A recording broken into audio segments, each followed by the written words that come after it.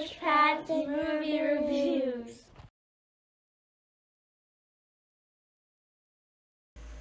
Hi everyone, Average Pat here to sit to chat today about the movie 21 Bridges.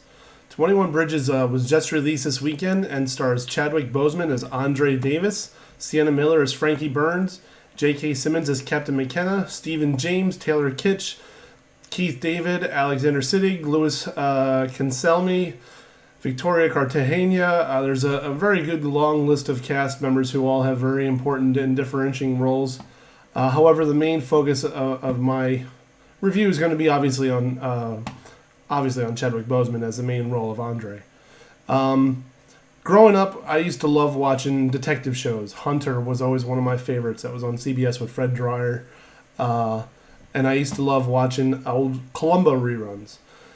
The whole idea and the premise of you didn't quite know how it was going to end. You didn't know until the very end of the show.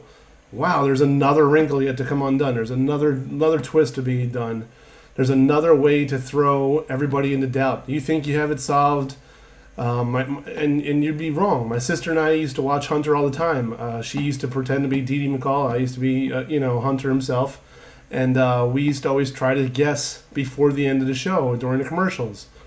All right, I'm Hunter. I say this is what happens. It was this person that did this, or this was the way it went. And she would do it as Dee Dee McCall, and we go back and forth. And usually neither of us was right. We weren't very perceptive initially. Eventually, we started to figure it out and realize there is a sort of formulaic idea to it. That tradition was continued with shows like Law and Order, even though there's like 16 different versions of it. Same general premise. They try to throw one last wrinkle in before the end of it. This movie embraces that kind of spirit, the same kind of whodunit.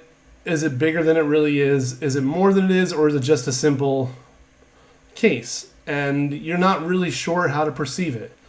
The idea of two robbers go into a place to steal some drugs. The police wind up getting involved, and a lot of police officers get murdered. And Chadwick Boseman's character Andre is the son of a former officer who was killed on the line of duty. He has a very staunch reputation as the one who takes everybody down. He apparently has had numerous investigations through IA for discharging his weapons and killing suspects. His justification for it was that he never pulled first and never shot first. He always did what was justified and always hesitated unless it was necessary. This case tends to stress that and to test that as well. Every time he thinks he's on the right path, something else comes up. Every time he thinks he's on the right idea, something else comes up. Every time he thinks he has it, there's another twist, another wrinkle, another curve that he didn't see coming. It's very difficult to pin down exactly who's all who and what's going down and whether or not the people are going to get captured or not.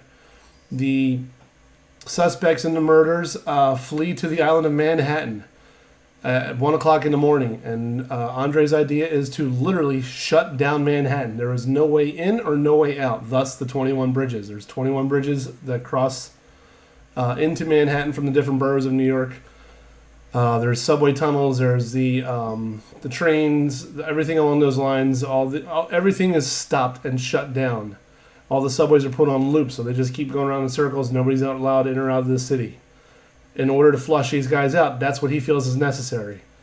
And the grid search gets smaller and smaller the more they try to find exactly who these people are, where they're going, what's going on with them. And they only have a certain amount of time before it becomes a major issue.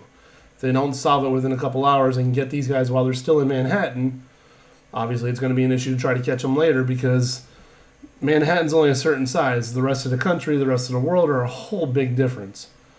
As he goes along and he goes and tries to interview more people and try to go to different scenes to try to understand it all, every little twist just keeps getting stuck in his mind. He can't quite figure it out. He can't put his finger on it, what exactly it is. Why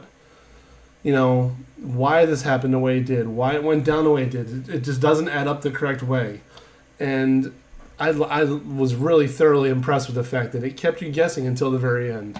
There were a couple scenes that I was able to pick up just because, I'm a big fan of these types of movies and these type of dramas where they keep you in suspense like that. The Usual Suspects is one of those ones that I tout and love constantly because it keeps you literally until the very last minute.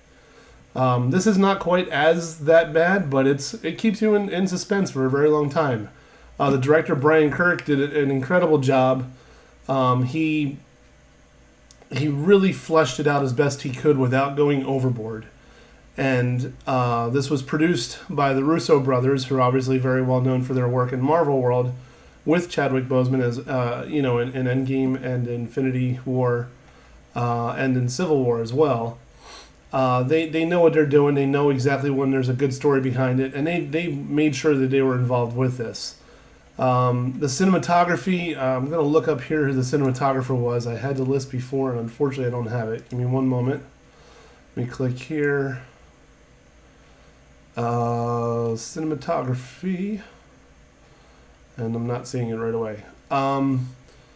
The shots that were used in this, there were obvious a couple scenes where they were done.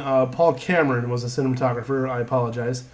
There was a couple scenes where the shots were composed by a drone. The angle they had and the room that they had, it was obvious that it wasn't a handheld camera or steady camera or anything lifted up higher. It was an obvious drone view, and they merged that seamlessly with a lot of other scenes, which I think is commendable. It's tough to do, and embracing technology.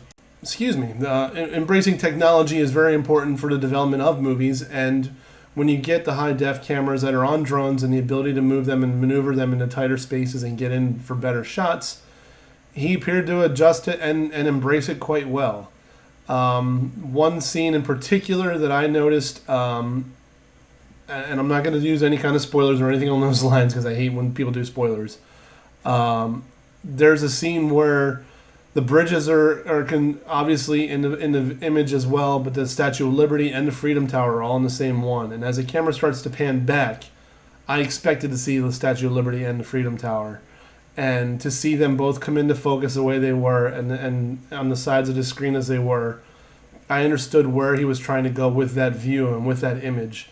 And to bring a sense of this is what justice is. There's liberty, there's freedom, and then there's also, the heart of the city, which is all the bridges. And this was very well done, and it was very important to the overall feel of the movie. You had to feel the stress, you had to feel the noose tightening on these guys as the search area got smaller and smaller, and they were more obvious. Chadwick Boseman does incredible in his role. J.K. Simmons does well in his role. It's just an overall well-done movie by people who really... Sienna Miller does quite well in her role as a narcotics detective. Taylor Kitsch does his role as one of the killers as a very well thought out, even though not expanded upon too much with his backstory, but the backstory is there. He embraced it as well as he could, and I thought he did a very good job. Overall, the movie keeps you guessing. It keeps you on your toes. It's not a very predictable movie. It's not something that you would expect, but it does embrace the old-time styles of, say, Columbo and Hunter, in my opinion at least. It keeps you guessing until the very end, and once it all does come together, man, the bow that it wraps it around with is just amazingly done. The choreography is done quite well, the action sequences, the gun battles. You'd be hard-pressed to find anything negative to say about the movie overall. The one thing that I would say about it is it sometimes doesn't feel like it was advertised enough, because not many people that I talked to at the theater were aware of it coming out this weekend. They saw one or two commercials and that was it. Didn't see any kind of print advertisements for it and all that, and I think that's going to be a mistake, especially with this weekend with Frozen 2 coming out. My goodness, the lines at the theater were insane last night, Friday night. So unfortunately, I don't think it's going to do very well against something like Frozen, which is obviously going to cater to the millions with the kids and all that. But this is a good movie, and it deserves a fair shake. And I think the more people to know about it, the more people to go see it, the better the word of mouth will be. And it will do well on its own eventually. It's just not going to have a very big start to begin with, unfortunately, tied into the same weekend as Frozen. Overall, I easily give this movie a 4.75 out of 5. 4 3/4 out of 5 stars, 5 thermostats, however you want to do it. I like saying thermostats because the heat's getting pretty good. It is definitely an old homage, but a new type style movie. It's a great idea that you're not quite sure how to react to it until it's over, and then you go, wow, that was a heck of a ride. And In my opinion, this is one of the best cop movies that's come out in quite some time. We need to have something along the lines of like a Tango and Cash movie, or the first Bad Boys, maybe the second Bad Boys. They have a new one coming out. I don't know if it's going to have the same vibe to it, but this one's a standalone where you really feel for Andre. You really feel for the stress that he's put under. You feel he knows what he's doing. He has the ability, he has the chops, and he has the guts to go through with it. And that's what is necessary to solve crimes like this and to be a good detective in New York City. So easily go see this in the theater. Fight the crowds for Frozen. This is definitely worth going to see as well. You will enjoy it if you like the old type style of TV shows and movies that keep you guessing. The formulaic system needs to be tossed out. You need to have something that keeps you on the edge of your seat and keeps you not sure how it's going to quite go, and this is definitely that movie for you. If you like this review or any of my reviews, please make sure to click like on Facebook, subscribe to my YouTube page, and click on that little notification bell so you're notified whenever I post new reviews. Thank you very much, everybody. Make sure you tell everybody you can about this. Try to spread the word. I'm trying to get out there to a little bit more people, and the more word of mouth I get, the better I have, and then the more support I get, the better it'll be for everybody overall. Thank you very much. Have a great night.